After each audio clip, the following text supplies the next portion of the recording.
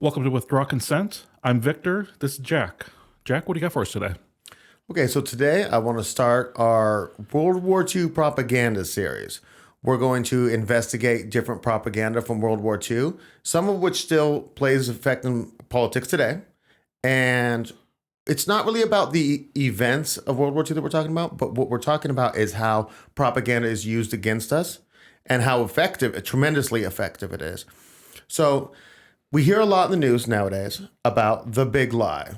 But we want to go all the way back in history to World War II. Adolf Hitler coined the phrase. And so, you haven't looked into this much. What do you know about that?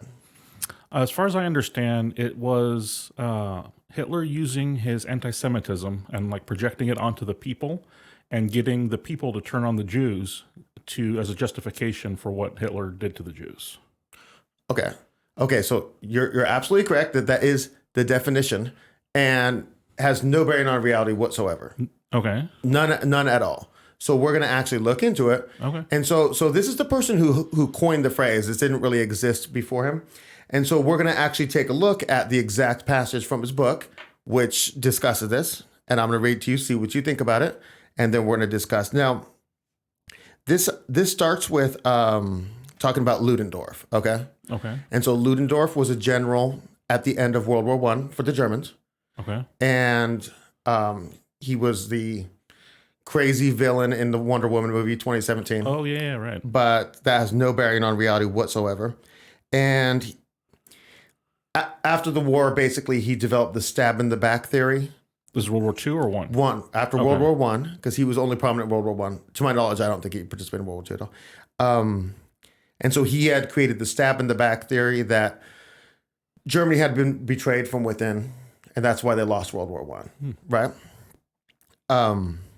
So basically, I'm just going to read the passage, and then we could just get some context. Ludendorff was branded as guilty for the defeat, and with this act, the weapon of moral righteousness was snatched from the hand of the only accuser who was dangerous enough to have risen up against the betrayers of the fatherland and brought them to justice. Here they were acting on the principle that within a big lie, a certain fraction of it is always accepted and believed.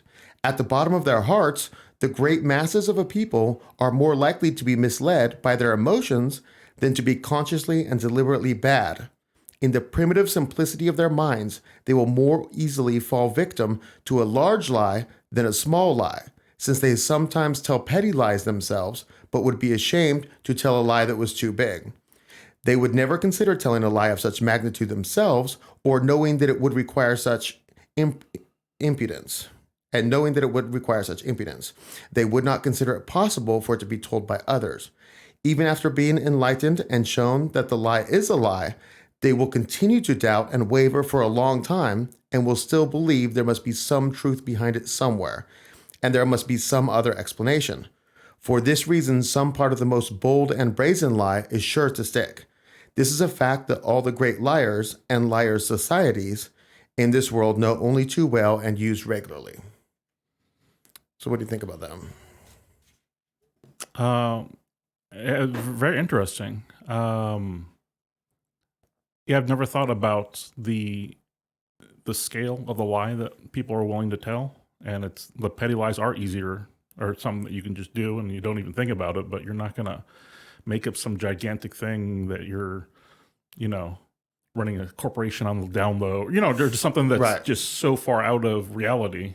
Right. You would never even think about doing that. So if you hear something, you kind of project that on someone else. Like, well, they wouldn't lie about that because it's too much or too big or that type of thing. So that makes sense. But since you couldn't lie that big, you might do a little white lie, but since you couldn't lie that big, it can't be possible that other people could lie that big. People typically think. Do you know what I'm saying? That's what he's trying to say there. Yeah. So that even if you break down that entire lie, some part of it will stick.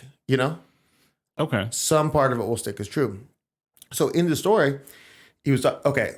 So Ludendorff. So you know about World War I? It was trench warfare. Yeah. Right. Terrible, right? Yeah. Mustard gas, the whole thing. Yeah. And you know about Russia left the war at one point. Not really. Okay, so towards the end of the war, it was a two-front war. It was the French and the English on one side fighting against Germany, and on the other side of Germany was the Russians. And at one point, we could discuss this, make a great video in the future, but the communists took over Russia, and Russia just said, hey, we're done. And so the Germans were like, we're going to take some territory, and they're like, whatever. And so the Germans just started taking territory, and then the Germans were like, oh, this is ridiculous. We just can't go further. So they just ran everybody who was on the Eastern Front back to the Western Front to fight, right? And so basically what happened is, in 1917, Ludendorff was in charge, right? And I'm gonna read you a passage from one of my favorite books. But this discusses.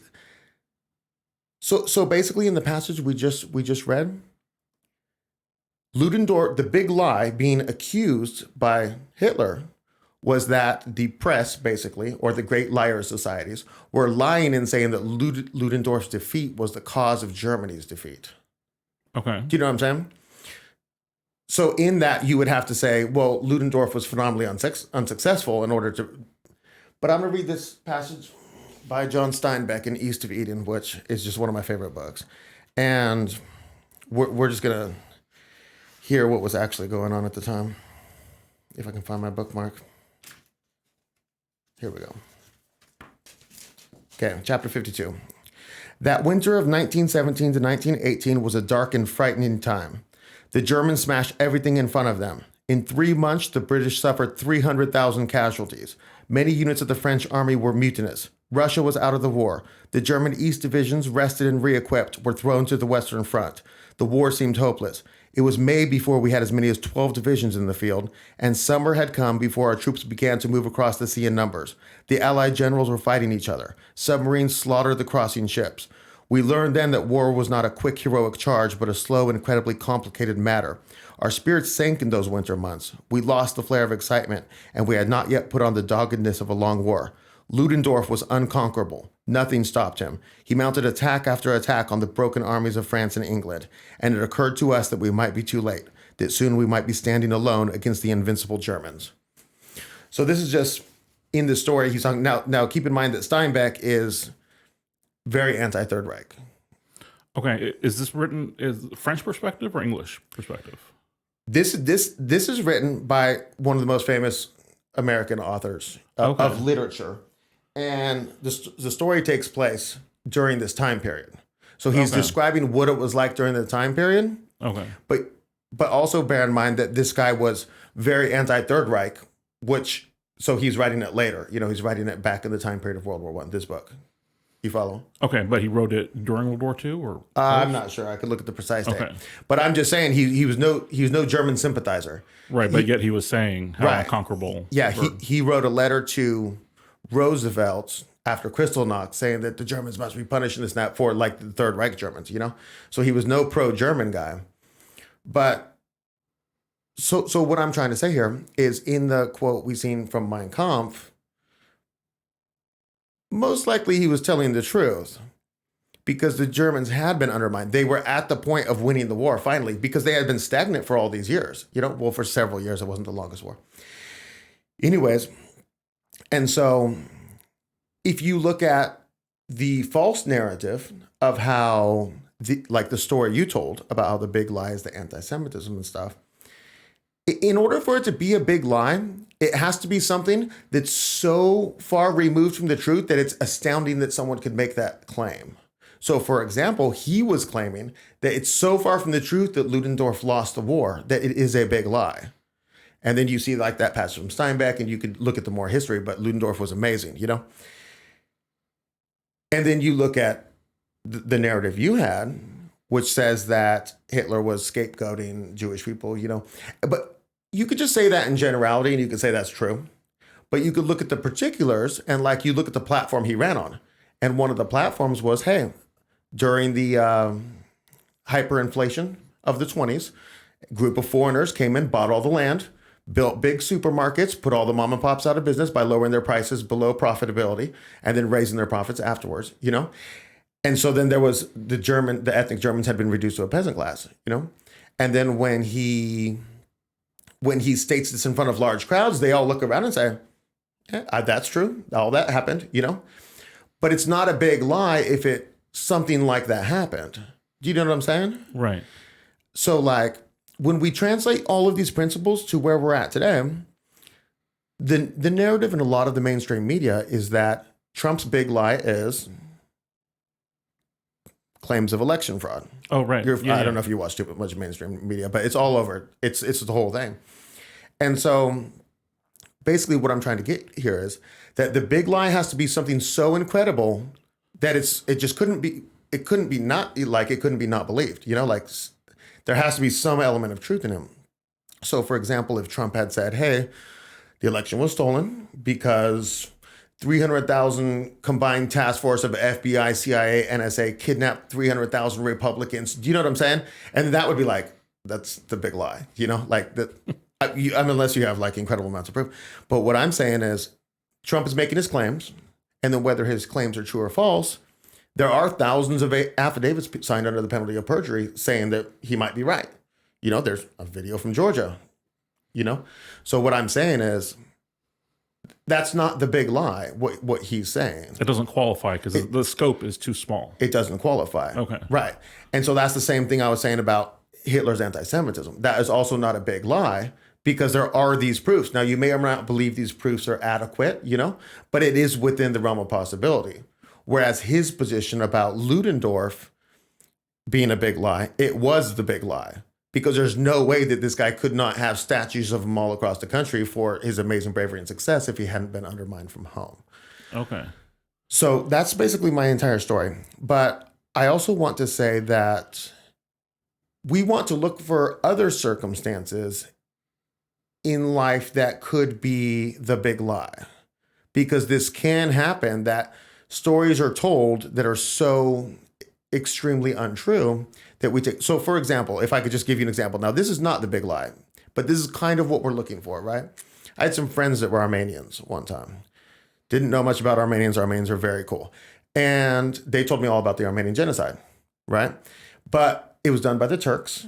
And the Turkish government still to this day denies that they ever did this genocide. Well, what time period did this happen? It was in the early 1900s, so it was around World War I time, and they were trying to like move them, and I guess it was 1.2 million of them. But for not having a lot of people, it's a per capita percentage. Yeah. And basically, they to this day never admitted it. So, but I believe it happened. This is not the big lie. But if you were to believe the Turks, the Armenians are running the big lie. If you believe the Turk story, they're saying they killed us all. And then you're like, no, it just didn't happen. I feel like it did. I haven't researched it thoroughly. And I'm a little biased towards the Armenians because I had some Armenian friends. Okay. But so it's a very relative thing based on who you are and what position you're looking at it from, which way who's telling the big lie. Right. True. But it has to be something extreme like this, as if, say, no Armenians had ever been killed by the Turks. This would be like the big lie. The Armenians are trying to get the sympathy and, Yeah, the victim card. Right. So when somebody uses especially on the mainstream media, if they use the term the big lie and you understand the historical context of it, just say no. Because the chances are no. If they got something, good, but the chances are no. And then look in other areas of your life or history where perhaps the big lie is being told, something enormous with little to no evidence. And it's because of what they say the big lie is, they're trying to pull in the emotion and all that of like the Holocaust and all that, and now associate that with this new person who is supposedly doing another big lie. Right. Like it's almost an emotional response they're trying to get from you too. Right. When the original person didn't do the big lie and the person they're talking about now didn't do the big lie. Right. So... But you have to understand, like we're saying, you got to build a foundation to figure out what the big lie actually was so you can accurately analyze when it's used in the present. Right. And if you do find out what the big lie is or multiple of the big lies, like, do you remember in that passage where it said, at some level, it will still remain with you because it was so big. But you got to wipe that part away too. Right. If you really know what the big lie is or one of the big lies, you've got to wipe that other part and not be susceptible to, because then you're still being susceptible to the propaganda to a lesser degree than other people are. Right. You're still, even though you're aware of the programming, you have to kind of clean it out. So yeah. Okay. I learned a lot on this. I did not know a lot of this stuff. And I'm going to be thinking about this, just trying to analyze myself and making sure I'm viewing the world through as close to accurate information as I can. Thank you, Jack. That was real good. If you know anyone who doesn't understand what the big lie is, share this with them, or just tell them the story yourself. Whatever you can do to try to deprogram people a little bit and just get them thinking. That's what we're trying to do here, and hope you guys got something out of it. We'll see you next time.